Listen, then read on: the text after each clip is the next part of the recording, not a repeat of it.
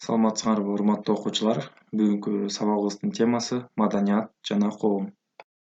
Сабактын планы: маданияттын формалары, маданияттын функциялары, маданияттын көп түрдүүлүгү. Маданият — бул адамдын иш-аракети, алардын чыгармачылык чөйрөсү, ал эми коом бул чыгармачылык ишмердүүлүктүн негизи болуп саналат. Маданий баалуулуктарды жаратуучулар жеке адамдардын топтору да, алардын бирикмелери, ар кандай институттар, мамлекеттер жана коомдор боло алышат. Демек, маданиятты жеке адамдар эле эмес, коомдун бир бөлүгү болгон социалдык топтор да жаратат. Коом — бул социалдык мамилелердин, институттардын жыйындысы, башкача айтканда, адамга социалдык таасир көрсөтүүнүн каражаттары жана ыкмалары. Ал эми коомдогу маданият социалдык жөнгө салуунун формалары менен аныкталат. Маданияттын коомдогу ролу анын социалдык функцияларынан ачылат. Негизги функция — бул маданият менен коомдун талаптарына ылайык инсандын белгилүү бир образын калыптандырган, анын өнүгүшүн камсыздаган тарбиялык функция деп айтылат.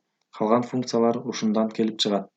Когнитивдик функция — адамдын курчап турган дүйнөнү табигый, социалдык жана өзүнүн таанып билүүсүн камсыз кылууга багытталган.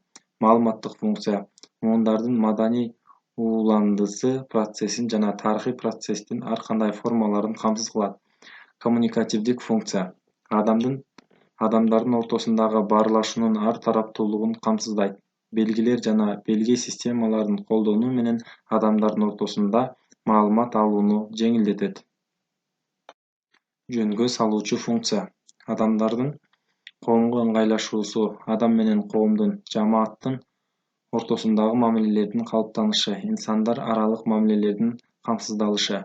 Бул функция коомдогу тең салмактуулукту жана тартипти сактоого, муктаждыктарга жана кызыкчылыктарга ылайык ар кандай социалдык топтордун жана инсандардын өз ара аракеттенүүсүнө багытталган. Маданият адамдын өнүгүүсү менен байланышкандыктан коомдук тарыхый кубулуш. Мындан келип чыгып, маданиятты экиге бөлүүгө болот. Коомдо элиталык маданият, башкача айтканда, калктын эң интеллектуалдык бөлүгүнө арналган. Массалык маданият — калктын кеңири катмарына арналган. Ошондой эле ар бир улуттук маданият субмаданияттарды камтыйт. Ар бир элдин жашоо шартына, муктаждыктарына ылайык жаралган өзүнө гана мүнөздүү жалпы маданияты болот. Модернизациянын, глобалдашуунун заманбап шарттарында түрдүү маданияттар бири-бирине таасир этип, өз ара байланышып, биригип, жаңы маданий тарыхый жалпылыктарды жаратууда. Үйгө тапшырма боюнча суроолор.